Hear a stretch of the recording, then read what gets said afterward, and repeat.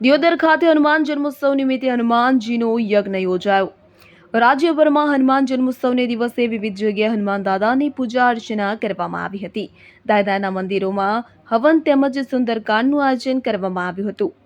બનાસકાંઠા જિલ્લાના દિયોદર ખાતે ગુરુદત્ત સોસાયટી ભાગ 2 રહેતા જમાભાઈ નાઈ પરિવાર દ્વારા કુળદેવી ચામુંડા માં અને હનુમાન દાદાની અસીમ કૃપાથી હનુમાન જન્મોત્સવ નિમિત્તે હનુમાનજી દાદાનો યજ્ઞ યોજવામાં આવ્યો હતો। આ પ્રસંગે યજ્ઞના આચાર્ય હરદેવભાઈ જોશી દ્વારા મંત્રોચ્ચાર સાથે હનુમાનજીને આહુતિઓ આપવામાં આવી હતી।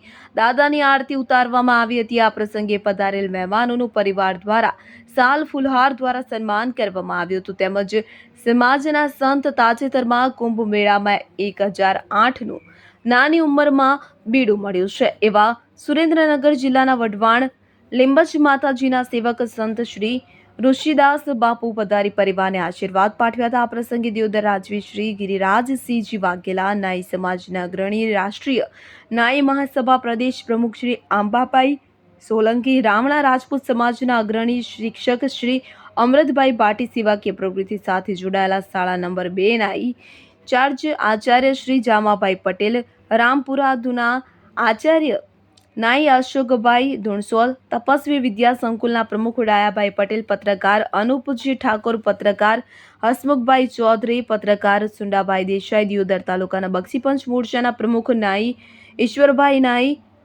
લીંબચ યુવા સંગઠન દિયોદર પ્રમુખ નાઈ ચેલાભાઈ નાઈ, દિયોદર લીંબચ યુવા સંગઠનના પૂર્વ પ્રમુખ શૈલેષભાઈ નાઈ, લાલભાઈ નાઈ, વડપગ સહિત સમસ્ત ભાઈઓ સમાજના વડીલો, યુવાઓ તેમજ રાજકીય આગેવાનો ઉપસ્થિત રહી દાદાના દર્શન કરી આશીર્વાદ મેળવ્યા હતા।